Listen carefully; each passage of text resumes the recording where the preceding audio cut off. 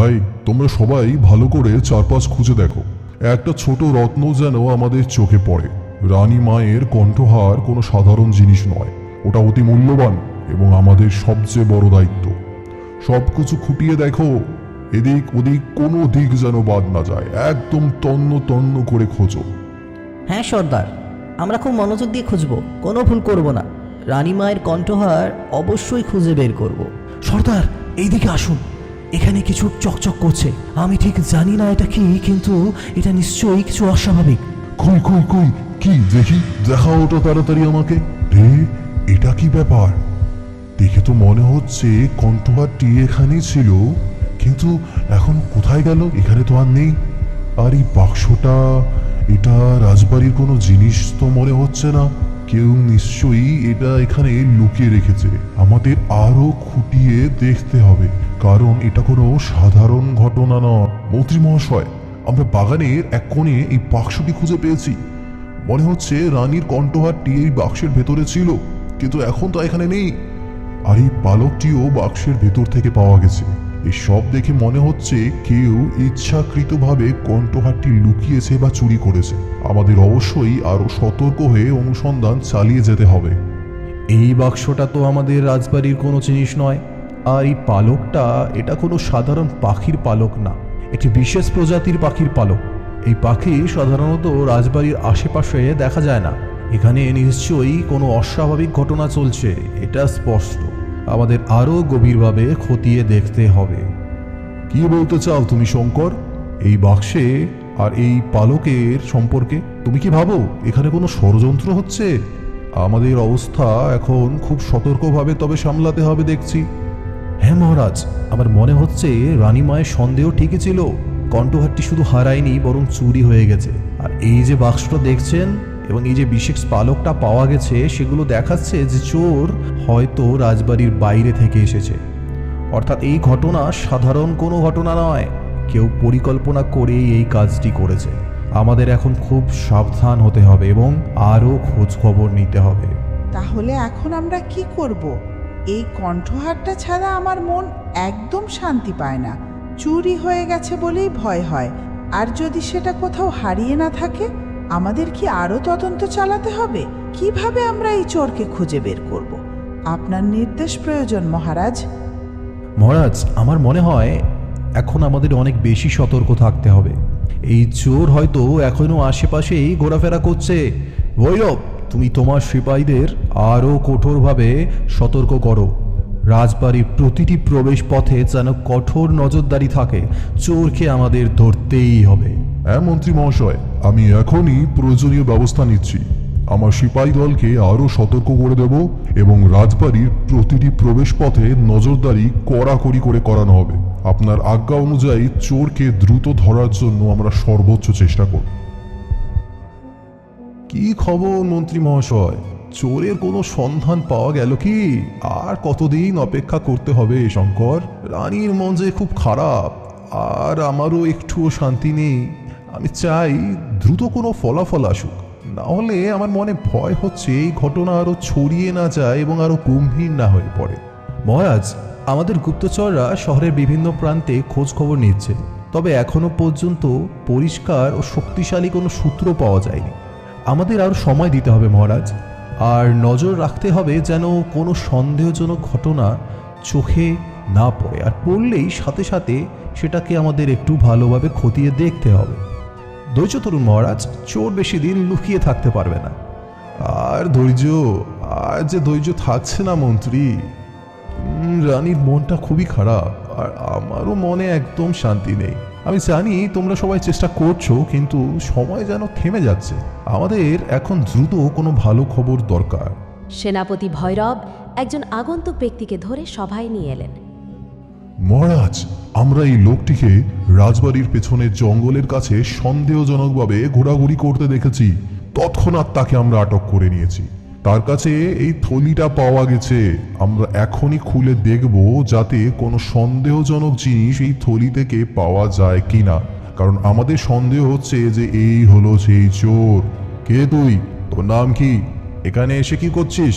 রাজবাড়ির পেছনের জঙ্গলে তোকে সন্দেহজনকভাবে ঘোরাফেরা করতে দেখা গেছে। তুই যদি এই চুরি চক্রের সঙ্গে জড়িত থাকিস তাহলে মনে রাখিস আমার রাজ্যে এমন কাজ করার সাহস আমি কাউকে দেব না। সত্যি করে বল, নইলে আমি নিজেই তোর ওপর কঠোর শাস্তি দিতে বাধ্য হব। মুন্ডু কাটা যাবে তোর। মহারাজ, আমি কোনো খারাপ কাজ করি নাই। আমি শুধু একজন সাধারণ কাঠ মিস্ত্রি, জঙ্গলে কাঠ কাটতে গিয়েছিলাম। আমার অন্য কোনো উদ্দেশ্য ছিল না মহারাজ। আমি জানি এই সময়ে এমন সন্দেহ হওয়া স্বাভাবিক, কিন্তু আমার উপর বিশ্বাস করুন, আমি সম্পূর্ণ নির্দোষ। অনুগ্রহ করে আমাকে ক্ষমা করবেন যদি আমার কোনো কারণে কোনো কষ্ট হয়েছে। আমি রাজবাড়ির শান্তি বিঘ্নিত করতে কখনো চাইনি। আমার পরিবার খুব ছোট মহারাজ, তাদের জন্যই আমি কাঠমিস্ত্রি কাজ করি। মহারাজ, আমার সত্যি ভয় হচ্ছে, দয়া করে আমার কথা একটু বিশ্বাস করুন মহারাজ। তোর এই থলিতে কি আছে? তুই কি লুকাচ্ছিস? যদি সত্যি কথা না বলিস তাহলে তোর অবস্থা খুবই খারাপ হবে। দেখা এখনই, নয়তো আমরা কঠোর ব্যবস্থা নেব। তখন তুই বাঁচার জায়গা খুঁজে পাবি না। ভৈরব, দেখো তো ওর থলিতে কি আছে। সেনাপতি ভৈরব মন্ত্রীর কাছে থলিটি নিয়ে গেলেন এবং থলিটি খুললেন। থলিটি খুলতেই বেরিয়ে এলো রানীর হারিয়ে যাওয়া কণ্ঠহারটি। এই তো আমার হারানো কণ্ঠহার। এই তবে চুরি করেছিল এটি। আমার সন্দেহ তবে ঠিকই ছিল। তুই বলেছিলিস তুই নির্দোষ, কিন্তু আজ স্পষ্ট হয়ে গেল তুই মিথ্যা বলছিস। তুই সেই চোর যে আমার রানীর কণ্ঠহার চুরি করেছিস। এই অপরাধের জন্য তোর কোনো ক্ষমা নাই। আমাদের দেশে এমন দুষ্ট লোকের কোনো স্থান নেই। তুই এখন শাস্তির জন্য প্রস্তুত থাক। মহারাজ, আমি সত্যি দুঃখিত, আমার ভুল হয়েছে, আমাকে ক্ষমা করে দিন মহারাজ। আমি আমার নিজের লোভ সামলাতে পারিনি। আমি যখন বাগানে হাঁটতে হাঁটতে যাচ্ছিলাম তখন আমি কণ্ঠহারটি পড়ে থাকতে দেখলাম। আমার মনটা না করে পারলো না, তাই তুলে নিয়ে এলাম। আমি জানি এটা ভুল ছিল, কিন্তু আমার দুর্বলতা আমাকে পথে নিয়ে গেছে মহারাজ। মহারাজ, আমি সত্যি ক্ষমা চাইছি, আর প্রতিশ্রুতি দিচ্ছি যে ভবিষ্যতে কখনো এমন কাজ করব না। আমাকে ক্ষমা করে দিন। তোর এই গুরুতর অপরাধের জন্য শাস্তি পেতে হবে অবশ্যই। ভৈরব, এখনই একে গ্রেপ্তার করো এবং কারাগারে নিয়ে যাও, এবং এটা অন্যদের জন্য একটা সতর্ক বার্তা হোক যে আমাদের রাজ্যে কেউ অপরাধ করতে পারবে না, করলে তাকে শাস্তি পেতে হবে। যে আজ্ঞা, এখনই তাকে নিয়ে কারাগারের পথ ধরছি। দ্রুত ব্যবস্থা নেওয়া হবে যেন আর কোনো অনাকাঙ্ক্ষিত ঘটনা না ঘটে। এই বলে ভৈরব চোরকে ধরে কারাগারে নিয়ে গেল। রানী, তোমার হারানো রত্নটা ফিরে পেয়ে আমি সত্যি অনেক খুশি। এই রত্নের মতো তোমার মূল্য আমার জন্য অমূল্য। তোমার মন যদি শান্ত হয় তবে আমারও শান্তি। এখন থেকে আর কখনো এমন কিছু ঘটবে না, তা আমি নিশ্চিত করব। আমিও মহারাজ, আপনার বুদ্ধিমত্তা আর সিপাহীদের দ্রুত কাজ করার কারণে এই ক্ষতি এড়ানো গেল। আপনাদের সবার জন্য আমি খুব কৃতজ্ঞ। এখন থেকে আমি আরও সাবধান থাকব, যাতে এরকম ঘটনা আর ঘটে না। মহারাজ, ন্যায় বিচার প্রতিষ্ঠা করাই আমাদের প্রধান কর্তব্য। আমাদের রাজ্যে সবাই নিরাপদ থাকবে, এইটাই আমাদের লক্ষ্য। অপরাধীরা কোনোভাবেই ছাড় পাবে না। আমরা সবাই মিলে দেশের সেবা করে যাব, যাতে শান্তি ও সমৃদ্ধি বজায় থাকে। হ্যাঁ শঙ্কর, ন্যায় বিচারই আমাদের রাজ্যের ভিত্তি এবং গর্ব। যে কোনো অপরাধ, ছোট হোক বা বড়, তার বিরুদ্ধে আমরা কঠোর পদক্ষেপ নেব। আমাদের রাজ্যে শান্তি ও সুবিচার বজায় রাখা আমাদের সবচেয়ে বড় দায়িত্ব। তাই সবাইকে সতর্ক ও দায়িত্বশীল হতে হবে। বুড়িমা, তুমি এই সোনাগুলো নিয়ে যাও, আর সোনাগুলো বাজারে গিয়ে বিক্রি করে দিবে। এতে ভালো টাকা পাবে। সে টাকা দিয়ে তুমি খাবার কিনে খেতে পারবে। এখন তুমি যাও, কেমন?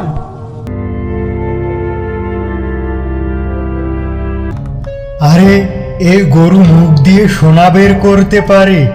না না না না না, যেভাবে হোক না কেন, এই গরু কাছ থেকে আমাকেও অনেক সোনা নিতে হবে। আমি একটা কাজ করি, এই বুড়ির মতো আমিও কান্না করি, তাহলে আমাকেও অনেক সোনা দিবে। হায় হায়, আমার কি হবে? আমি কয়েকদিন ধরে না খেয়ে আসি, আমি কি খাবো? হে আল্লাহ, তুমি আমার মরণ দাও না কেন? আরে, এর আবার কি হলো? কান্না করতাছে কেন? যাই তো গিয়ে দেখি কি হয়েছে। তুমি কান্না করতাছো কেন? তোমার কি হয়েছে? আর কি হবে বলো, আজ কয়েকদিন ধরে না খেয়ে আসি।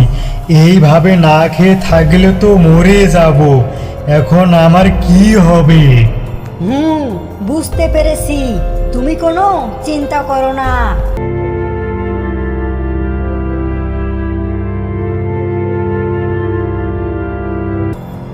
এই নাও, এই সোনাগুলো নিয়ে যাও। এই সোনা বিক্রি করে তোমার জীবন পার হয়ে যাবে। আরে বাহ, মিশে মিশে কান্না করলাম আর গরুটি আমাকে এতগুলো সোনা দিল, কি চমৎকার। এটা কোনো সাধারণ গরু নয়। আমি একটা কাজ করি, ওই গরুটাকে আমি মেরে ফেলবো, তাহলে আমি সমস্ত সোনা পাবো। এতে করে অনেক ধনী হয়ে যাব। ইহি, এখন যাই, গরুটাকে মেরে তার পেট থেকে সমস্ত সোনা বের করে নেব। ইহি। অনেক জল পিপাসা পেয়েছে, আমাকে জল খেতে হবে। যাই, কোথাও গিয়ে জল খুঁজি। ধন্যবাদ মন্টু, আমাকে জল দেওয়ার জন্য। সবাই আমার কাছে ফায়দা খুঁজে, কিন্তু তুমি সবার থেকে আলাদা। তোমাকে আমার খুব ভালো লেগেছে। তুমি আমার বন্ধু হবে। এই পৃথিবীতে আমার কেউ নেই, আর তোমার মতো একটা বন্ধু পেলে আমার এই জীবনটা সুন্দরভাবে কেটে যাবে। তোমার মতো বন্ধু পাওয়াটাও আমার জন্য ভাগ্যবান।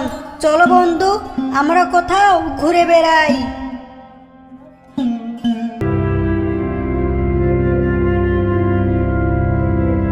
এই যে গরু, তুমি কিছু মনে করো না। আজ আমি তোমাকে মেরে ফেলবো, আর তোমাকে মেরে ফেলে তোমার পেট থেকে সমস্ত হীরামতি সোনা বের করে নিব, আর আমি সব থেকে ধনী হয়ে যাব। এত লোক ভালো না। তোকে আমি অনেকগুলো সোনা দিয়েছি, আর সেটার প্রতিদান তুই আমাকে মেরে ফেলবি? যদি বাঁচতে চাস এখান থেকে চলে যা। আজ তোকে মেরে সোনা না নিয়ে আর আমি যাচ্ছি না। যা করার করে নে।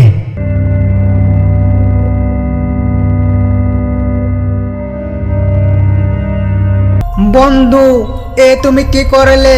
জমিদারকে মুক্তি বানিয়ে দিলে। হ্যাঁ, এটা জানি জমিদার অনেক খারাপ। সে লোভে পড়ে তোমাকে মেরে ফেলতে এসেছে। এর জন্য আমি ক্ষমা চাইতেছি, তাকে তুমি ভালো করে দাও। সত্যি সত্যি বন্ধু, তুমি অনেক ভালো। এই লোভী জমিদারের জন্য তুমি ক্ষমা চাইতেছো। বন্ধু, তুমি যেহেতু বলেছো, আমি তাকে এক্ষুনি ভালো করে দিচ্ছি। বন্ধু মন্টু, আমি কোনো সাধারণ গরু না, এক ভিন্ন গ্রহ থেকে এসেছি এই পৃথিবীর গরিব অসহায় পশু পাখিদের সাহায্য করতে। বন্ধু, এ তো বেশ ভালো কথা। আর বন্ধু, তুমি এই পৃথিবী থেকে চলে যাও, তা নইলে এই পৃথিবীর দুষ্ট পশুরা লোভে পড়ে তোমাকে মেরে ফেলবে। বন্ধু, তুমি ঠিক বলেছো। আর বন্ধু, তারা তো জেনে গেছে তুমি আমার বন্ধু, তাই তোমাকেও মেরে ফেলতে পারে ওরা। তুমি একটা কাজ করো, এই সিঁড়ি দিয়ে দরজা খুলে আমার পেটে আসো। তুমি এখানে নিরাপদ না, তোমাকে নিরাপদ স্থানে রেখে তারপর আমি পৃথিবী ছেড়ে যাব। এরপর মন্টু গরুর পেটে ঢুকে পড়ে, আর গরুটি উড়ে উড়ে যেতে লাগে, আর একটা সুন্দর জায়গায় আসে। আর তখনই গরুটি মন্টুর জন্য একটি সোনার বাড়ি করে দেয়। বন্ধু মন্টু, আজ থেকে তুমি এই সুন্দর বাড়িতে থাকবে। এখানে তোমার কেউ ক্ষতি করতে পারবে না। ধন্যবাদ জাদুর গরু বন্ধু, তোমাকে অনেক ধন্যবাদ। এই বলে মন্টু সোনার বাড়ির ভিতরে আসে, আর ভিতরে এসে দেখে অনেক হিরেমতি সোনাদানা। এতে করে মন্টু অনেক খুশি হয়। আর এই দেখে জাদুর গরু তখনই পৃথিবী ছেড়ে চলে যায় তার গ্রহের উদ্দেশ্যে।